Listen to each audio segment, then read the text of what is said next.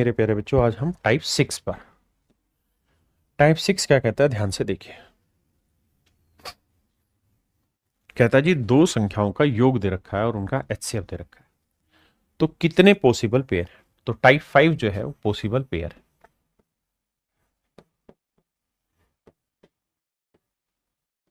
Possible pair है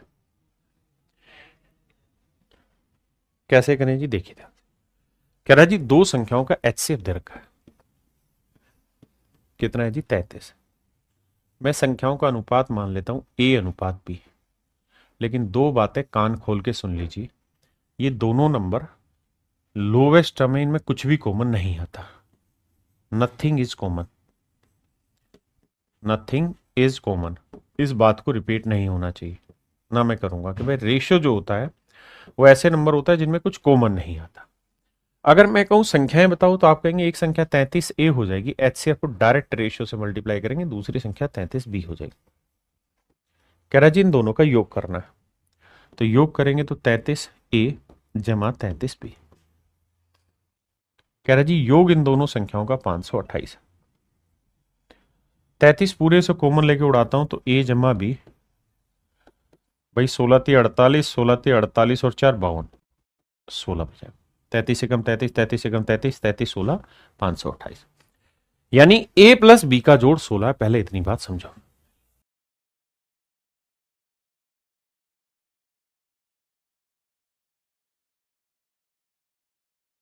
अब मेरे प्यारे बच्चों a प्लस बी बराबर 16 है, तो मुझे ये देखना है ध्यान से कि भाई a और b दो ऐसे नंबर है जिनमें कुछ कॉमन नहीं आता हो, नथिंग इज कॉमन, और उनका जोड़ 16 है। तो क्या क्या संभव है सर, 1 और 15 है सर, 2 और 8 है, नहीं 2 और 14 है, 3 और 13 है, 4 और 12 है ना, 4 और मेरे भाई 12 है।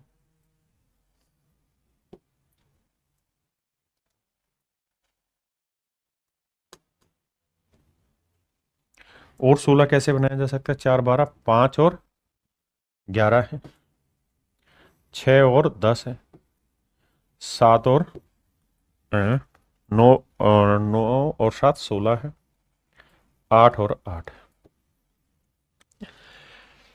15 1 और 1 और 15 अलग नहीं, एक ही बात है। अब मैं आपसे जानना चाह रहा हूं कि भाई 16 जोड़ a प्लस बी का इन्हीं दो तरीकों से बनाया जा सकता है। आपने कहा सर हाँ, लेकिन लफड़ा क्या है कि मैं पहले ही ये बात क्लियर कर चुका हूं कि भाई a और b ऐसे नंबर है जिनमें कुछ भी कॉमन नहीं आता। तो अगर कुछ कॉमन नहीं आता है तो आपको कॉमन आना भी नहीं चाहिए। जैसे 2 और 14 इनमें कॉमन आता है 2, तो ये आंसर नहीं होगा। 4 और 12 दोनों में 4 कॉमन आ रहा है, ये मेरा आंसर नहीं हो सकता। 6 और 10 में मेरा 2 कॉमन आ रहा है, ये मेरा आंसर नहीं हो सकता। 8 और 8 में मेरा 1 कॉमन ना 8 कॉमन आ रहा है, ये मेरा आंसर नहीं हो सकता। तो मतलब मेरे बाबू कहने का ये है कि ये मेरे आंसर नहीं हो सकते, ये मेरे आंसर नहीं हो सकते, ये मेरे आंसर नहीं हो सकते, ये मेरे आंसर नहीं हो सकते। तो I have how many options, 1 2 3 4। मेरे पास मेरे प्यारे बच्चों केवल 4 ही ऑप्शन बचे। कितने ऑप्शन बचे, 4 ही ऑप्शन बचे। तो ऑप्शन डी आपका करेक्ट आंसर। तो वो सवाल ने पूछा कि भाई कितने पेयर पॉसिबल है, तो आंसर होगा 4 पेयर पॉसिबल है सर। कितने पेयर पॉसिबल है, 4 पेयर पॉसिबल। क्लियर है मेरे प्यारे बच्चों, ठीक है जी।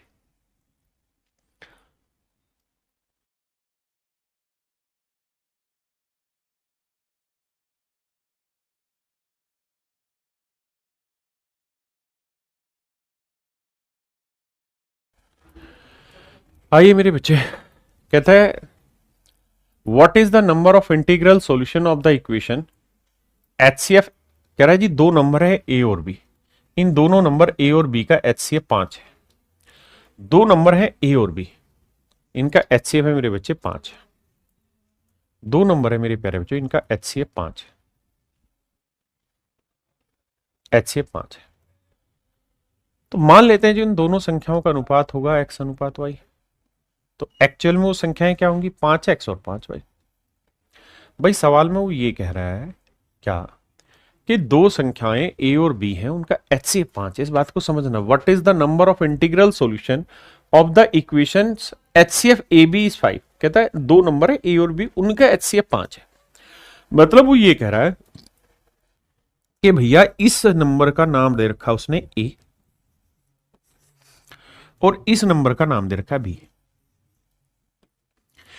एक बच्चे ने थोड़ी देर पहले क्लास में पूछा कि सर जो आप करा रहे हो इससे बाहर तो कोई कॉन्सेप्ट नहीं आएगा। सच में कोई इससे बाहर नहीं आएगा, क्योंकि कुछ बाहर में है ही नहीं, मैं सब करा रहा हूं।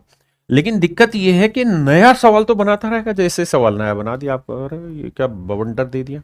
लेकिन अगर थोड़ी देर के लिए सवाल को पढ़ोगे समझोगे तो पल्ले पड़ेगा। भाई ए और बी दो नंबर है जिनका HCF 5 है, तो मैंने मान लिया उन दोनों संख्याओं का अनुपात XY है, तो नंबर हो गए 5X 5Y। अब कह रहा है कि उन दोनों नंबर ए और बी का जोड़ 65 है। देखिए पिछले वाले सवाल में यही बात प्यार से लिखी थी कि भैया दो नंबर का HCF 33 है और उनका जोड़ 528 है। इस बार मजे लेके लिख दी उसी बात को। तो जब वो मजे लेने लग रहा है तो आपके मजे नहीं जाने चाहिए। तो आपको पता है कि भाई 5x जमा 5y बराबर है 65।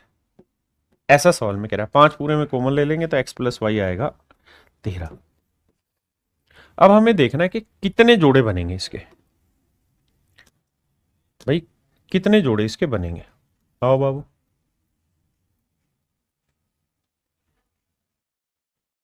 कि भाई कितने जोड़े बन सकते हैं इसके, कि दो अंकों का योग 13 हो तो कितने जोड़े संभव है इसके, बताइए।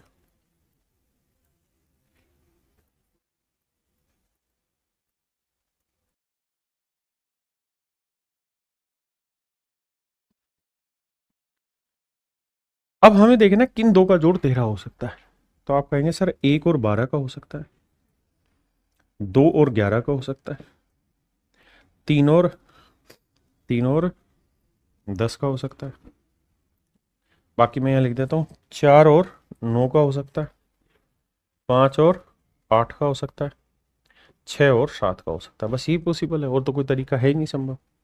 तो 1 2 3 4 5 6 यानी 6 जोड़े संभव है। पहला ऑप्शन है कि एग्जैक्टली वन, नहीं भाई एक नहीं है। क्या अनंत जोड़े बनेंगे, नहीं। क्या लेस देन 65, क्या 65 से कम जोड़े बनेंगे, बिल्कुल ठीक है। हाँ सर 6 जोड़े बने जो कि 65 से कम है, नन का मतलब भी नहीं है। तो मेरे प्यारे बच्चों यहाँ आपका ऑप्शन सी करेक्ट है। बात को समझा करो भाई, इसके 6 जोड़े बन रहे हैं तो कह रहा है कि क्या 1 बनेंगे, इनफाइनाइट बनेगा, 65 से कम बनेंगे, नन बनेंगे। तो मेरे बच्चे 65 से कम बनेंगे, वही मेरा सही उत्तर होगा। आइए, कहता है जी दो संख्याओं का प्रोडक्ट दे रखा है और HCF दे रखा है।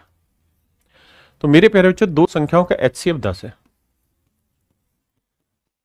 तो संख्याओं का अनुपात हम मान ले रहे x अनुपात y।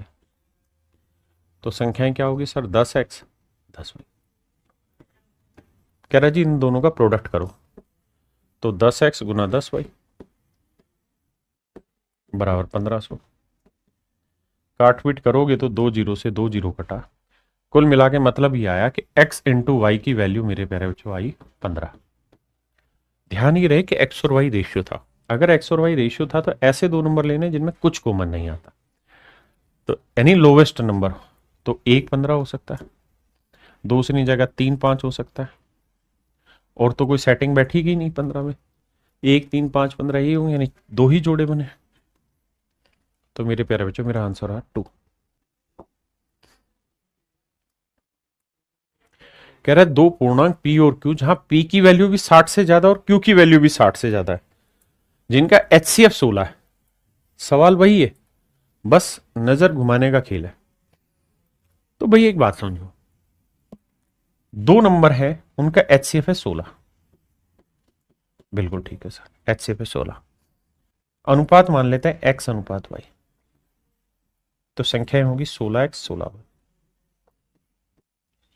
अब मजे ले रहा है आपसे और कह रहा है कि भाई इसका नाम रख लो p और इसका नाम रख लो सर q। इसका नाम q है और इसका नाम p। कह रहा है जी p और q दोनों ही 60 से बड़े हैं और दोनों का प्रोडक्ट आपको दे रखा है। तो 16x गुना 16y 7168, दोनों का प्रोडक्ट दे रखा है। कहता है जी इनका योगफल बताइए क्या होगा, इनका योगफल बताइए। तो इन दोनों नंबर का जब आप योगफल निकालेंगे तो उत्तर आएगा 16x जमा 16y। 16 मेरे भाई कॉमन ले देंगे तो यहाँ बचा x प्लस वाई।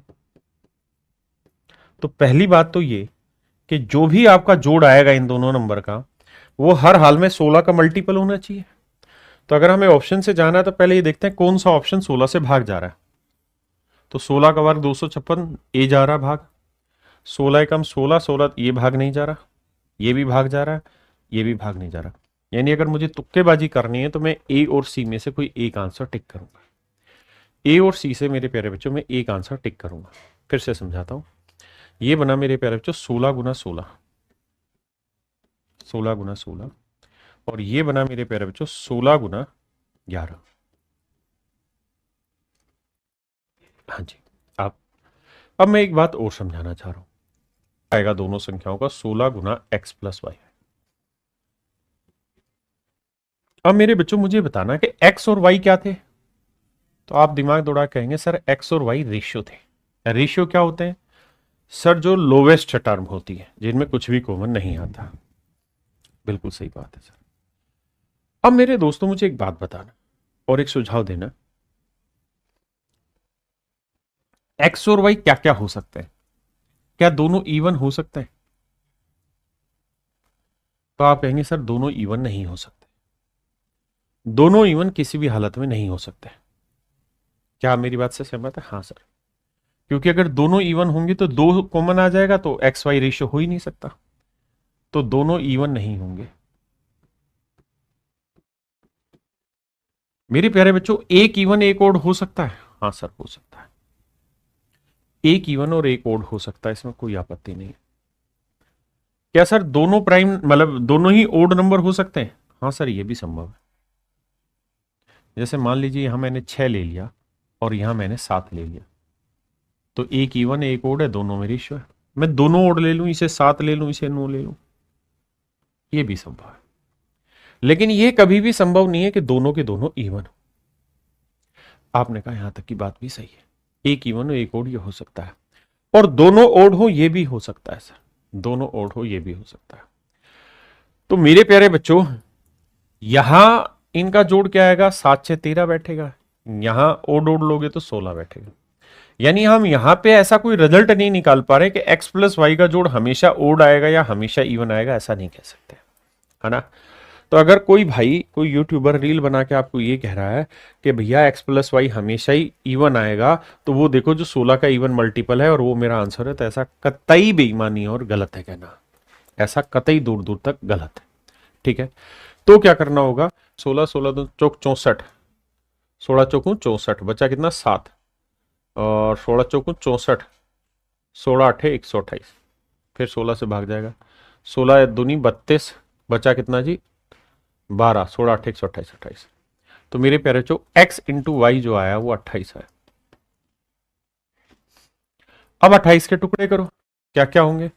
1 गुना 28 होगा, 2 गुना 14 होंगे, 3 से जाएगा नहीं, 4 7 28 होंगे।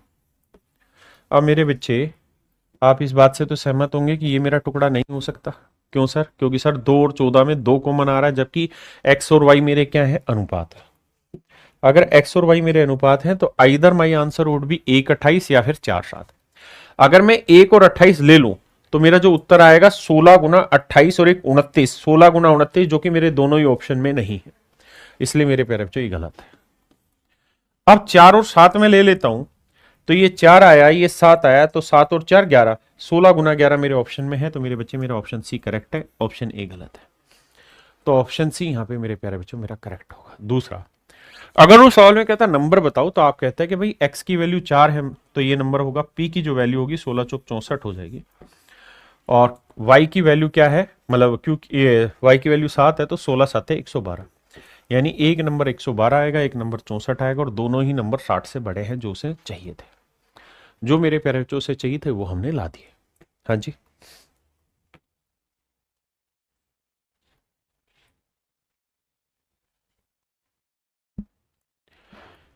करिए जी। बहुत ही खूबसूरत सवाल है, मजेदार सवाल है।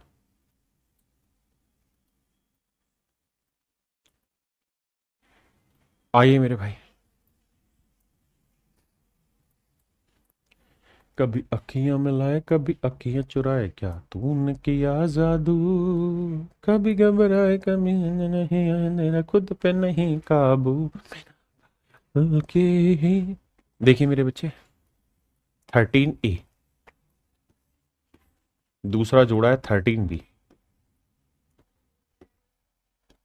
तीसरा जोड़ा है 13C।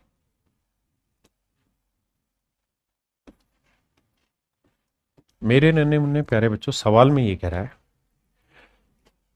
कि 13 जो है वो ABCR या कॉमन वाली। इस पॉइंट को बड़े ध्यान से समझिए, सवाल बहुत खतरनाक है, बिल्लू भयंकर टाइप का क्वेश्चन है। कहता 13A B C are 4 distinct number.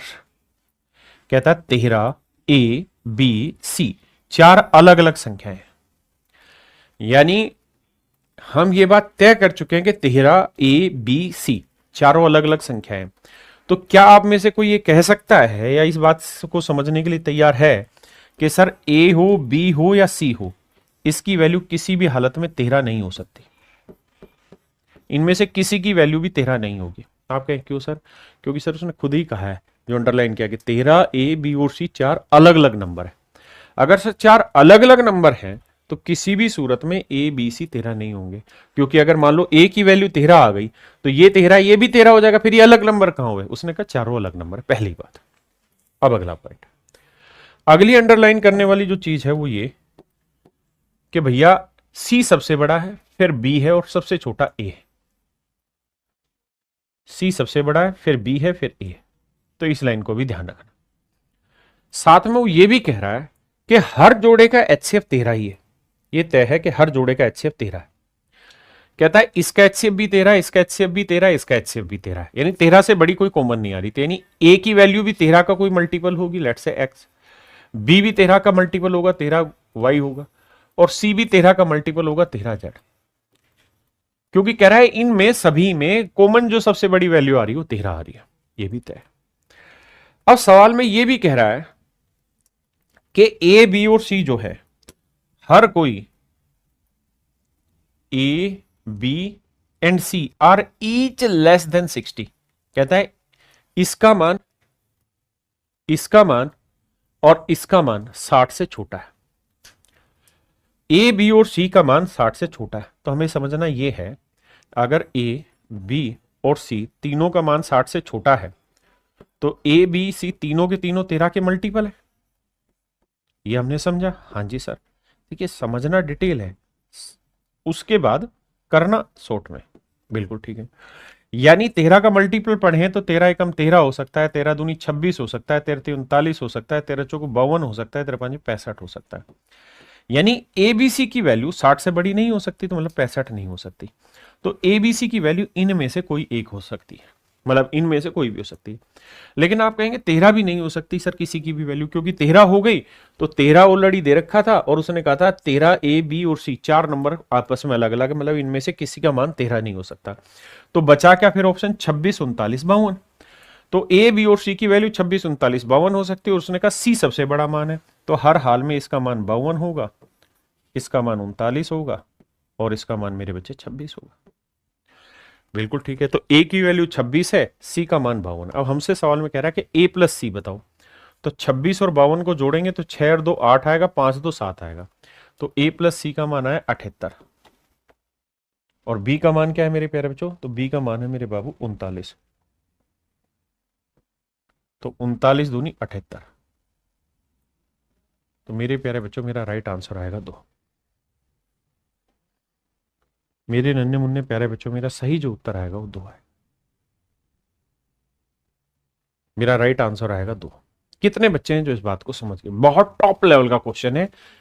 देखिए मैं जब मैथ स्पेशल पढ़ाता हूं तो मैथ स्पेशल का मतलब होता है कांस्टेबल से लेके इंस्पेक्टर लेवल तक की बात करता हूं मैं। सी सेट आपको समझाता हूं, कांस्टेबल समझाता हूं, सीपीओ में सब इंस्पेक्टर समझाता हूं, सीजीएल में इंस्पेक्टर समझा रहा हूं, ऑफिसर ग्रेड तक के भी सवाल ले रहा हूं, रेलवे के सवाल ले रहा हूं, एमटीएस के सवाल, सारे सवाल ले रहा हूं, लेकिन सवाल सारे अच्छे अच्छे क्वालिटी के। देखिए फिर से समझाता हूं, मेन मुद्दे पे आता है। 13 ABC 4 अलग अलग संख्याएं हैं, हर नंबर का HCF 13 ही है, इसका भी 13 है, इसका भी 13 है, इसका भी 13 है ना। ABC अलग अलग है 13 नहीं हो सकते और इनका मान 60 से छोटा है, तो इसकी वैल्यू हमसे पूछ रहा है।